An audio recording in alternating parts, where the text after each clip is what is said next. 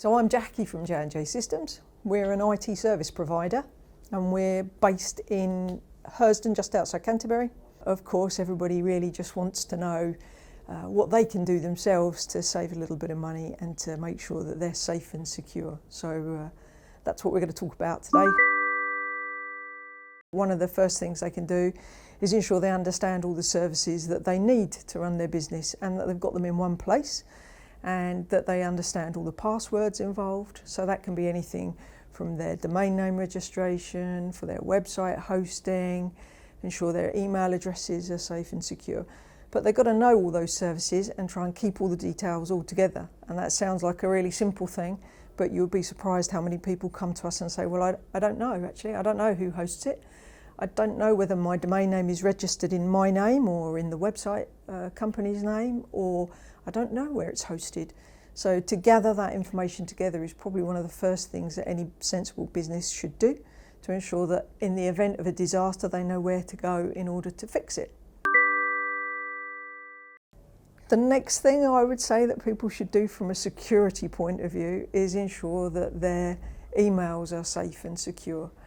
That they should do by making sure they're using, in an ideal world, we use 365 for our clients, Microsoft 365, but whatever it is, you should make sure you use multi-factor authentication so that whenever somebody logs into that mailbox, they need a second authentication to get in, just in case that account detail has been robbed, stolen, lost, inadvertently entered into something else, and those details can get passed around on the dark web and sold to everybody else. And hackers, they don't sit and do it themselves, only they use bots who will continually test accounts to see whether or not they can log in across a variety of platforms.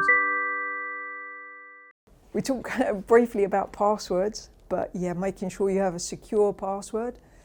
In an ideal world, you would never reuse that, and you would make sure that you have a minimum of 12 characters that contain numbers and letters that don't involve, and special characters, that doesn't involve your dog's name, your child's name, your date of birth, or any other recognisable information.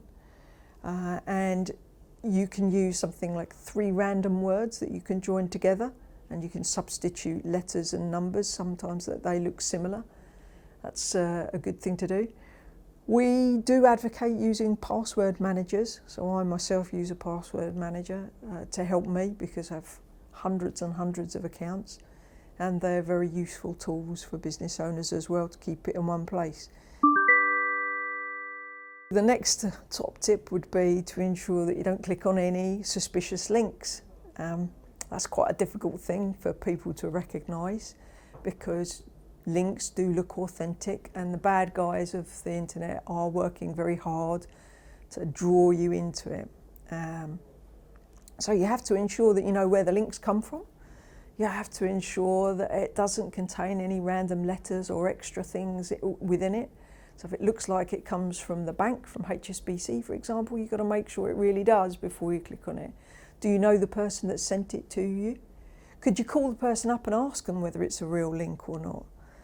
There are regularly emails that go around the internet where it'll ask you to log in, and you have to type your credentials in to access it. And you might type your 365 credentials in, and of course immediately then the hackers obtained your details. One of the things which has come up in recent weeks, which we teach on our cyber awareness course, is that the bad guys use the Cyrillic alphabet in order to try and fool your brain into thinking it's correct. So if you look at the letters of, Google it, Cyrillic alphabet, but you'll find that it will use a Cyrillic A letter, and so your brain immediately associates it and thinks it's authentic when actually it really isn't, and it will take you off to a malicious website, or it will download malicious software to your machine.